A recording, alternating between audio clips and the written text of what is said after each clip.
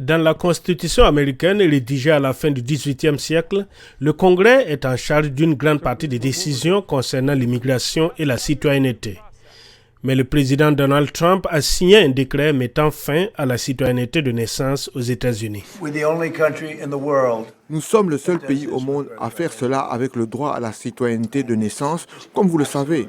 Et c'est absolument ridicule. Mais vous savez, nous verrons. Nous pensons que nous avons de très bonnes raisons et certaines personnes veulent le faire depuis des décennies.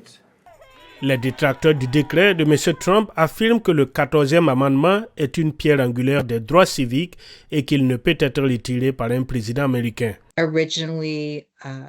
À l'origine, il s'agissait de faire en sorte que les esclaves noirs puissent obtenir la citoyenneté, ce qui est inscrit dans l'affaire Dred Scott.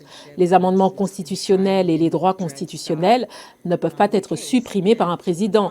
Ils ne peuvent être retirés que par le Congrès et le décret est donc illégal.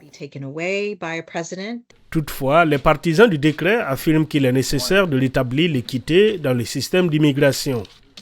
Le président Trump a clairement indiqué que le rétablissement de l'équité dans notre système d'immigration et la défense de l'intention réelle du 14e amendement sont au cœur de sa vision de rendre à l'Amérique sa grandeur. Son décret historique visant à mettre fin à la citoyenneté de naissance marque une étape cruciale.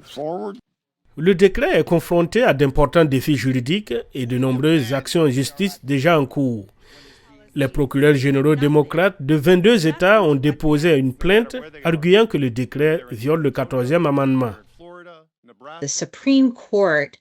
La Cour suprême l'a réaffirmé dans une affaire où la citoyenneté d'un grand nombre d'immigrants chinois était contestée et la Cour a réaffirmé que le 14e amendement s'appliquait à ces immigrants chinois et ils ont pu obtenir la citoyenneté.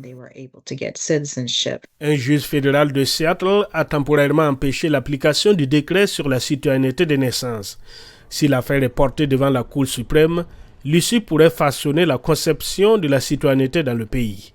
Si le décret est autorisé à aller de l'avant, l'impact le plus immédiat concernera les nouveau-nés et les personnes qui n'ont pas encore reçu d'acte de naissance et de numéro de sécurité sociale.